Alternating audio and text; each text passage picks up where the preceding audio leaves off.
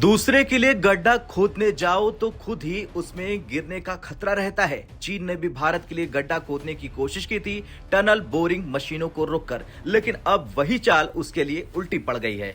दरअसल भारत के दबाव और हालात को देखकर जर्मनी ने बड़ा फैसला किया। अब टनल बोरिंग मशीनें भारत में ही बनेंगी। यानी चीन ने जो हथियार बनाया था भारत को रोकने के लिए, वही भारत के लिए बिग विन साबित हो चुका है। दुनिया में अगर 10 टनल बोरिंग मशीनें बनती हैं तो उनमें से 7 अकेले चीन में बनती है। जर्मनी, स्पेन जैसी कंपनियां भी अपनी मशीनें चाइना में बनवाकर दुनिया को सप्लाई करती हैं। भारत के रेलवे, मेट्रो और इंफ्रास्ट्रक्चर प्रोजेक्ट्स में इस्तेमाल होने वाली ज्यादातर मशीनें भी जर्मन कंपनियां बनाती हैं, लेकिन उनका मैन्युफैक्चरिंग बेस चीन में ही होता है। यानी मशीनें आती जर्मनी के नाम पे थी, लेकिन असल में उनका उत्पादन होता था चीन में। चीन ने जानबूझकर भारत को टारगेट करना शुरू किया।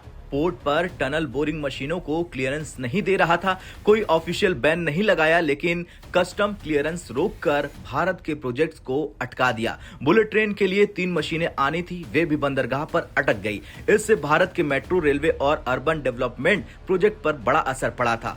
अब जब जर्मनी के वाइस चांसलर भारत के दौरे पर आए थे तो केंद्रीय मंत्री पीयूष गोयल ने यह मुद्दा उनके सामने उठा दिया। पीयूष गोयल ने साफ कहा कि आपकी कंपनियां हमें मशीनें समय पर नहीं दे पा रही क्योंकि चीन रोक लगा रहा। जर्मन नेताओं के पास कोई जवाब नहीं था। यही पल जर्मनी के लिए आंखें खोल देने वाला साबित हुआ। जर्मनी को समझ में आया कि एनर्जी के लिए रूस पर पूरी तरह निर्भर रहना, मैन्युफैक्चरिंग के लिए चीन पर निर्भर रहना, सिक्योरिटी के लिए अमेरिका पर निर्भर रहना, ये तीनों ही गलतियां हैं। जर्मनी ने मान लिया कि अगर ऐसे ही चलता रहा तो वो हमेशा कमजोर स्थिति में रहेगा, और तभी उन्होंने भारत को एक रिलायबल पार्टनर के रूप में चुन लिया। जर्मनी के एम्बेसडर ने आधिकारिक रूप से घोषणा की कि अब जर्मन कंपनियां अपनी टनल बोरिंग मशीनें भारत में बनाएंगी और भारत में बनाकर भारत को देंगी और दुनिया को बांटेंगी। सप्लाई चेन को डाइवर्सिफाई किया जाएगा, चीन पर निर्भरता घटाई जाएगी, भारत जर्मनी रिलेशन को और गहरा कर दिया जाएगा। यानी ये भारत में ही हाईटेक टनल बोरिंग मशीनों की मैन्युफैक्चरिंग होगी।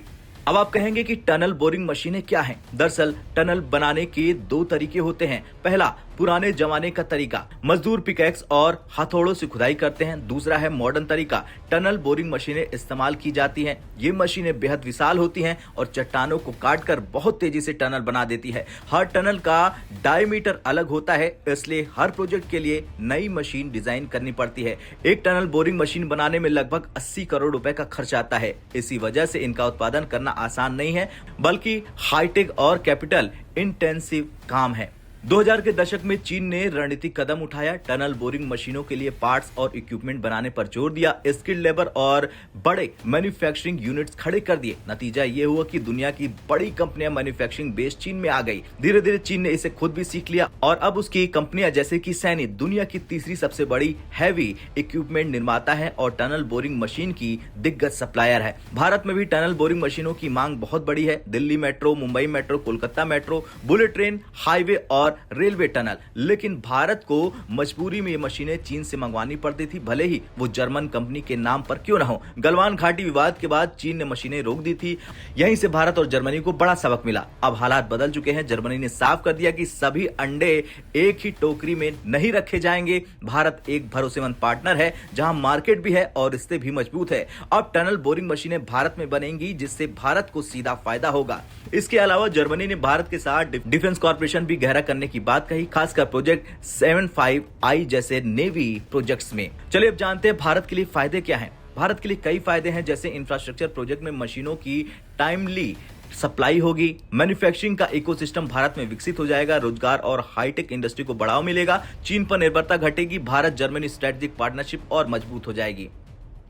अब सवाल है, क्या भारत खुद बनाएगा? जी हां, भारत में भी टनल बोरिंग मशीनें बनाने की तैयारी है, लेकिन यह काम रातों रात नहीं हो सकता। इसके लिए भारी निवेश, बड़े कारखाने और हाई स्किल इंजीनियर्स चाहिए। धीरे धीरे भारत अपनी खुद की मशीनें भी बनाएगा। फिलहाल जर्मनी का यह कदम भारत को टेक्नोलॉजी और प्रोडक्शन बेस बनाने में बहुत मदद करेगा। खैर, चीन ने कभी नहीं सोचा था कि मशीनें रोककर भारत को वो परेशान करेगा, लेकिन नतीजा उल्टा निकलेगा। अब जर्मनी अपनी फैक्ट्री भारत में लगाएगी और भारत को मिलेगा बड़ा फायदा। और एक कहावत सही साबित हो जाती है कि जाल बिछाया दूसरों को फंसाने के लिए और खुद ही उसमें फंस गए। चीन की चाल उल्टी पड़ गई है और भारत ने कर दिया है बड़ा खेल।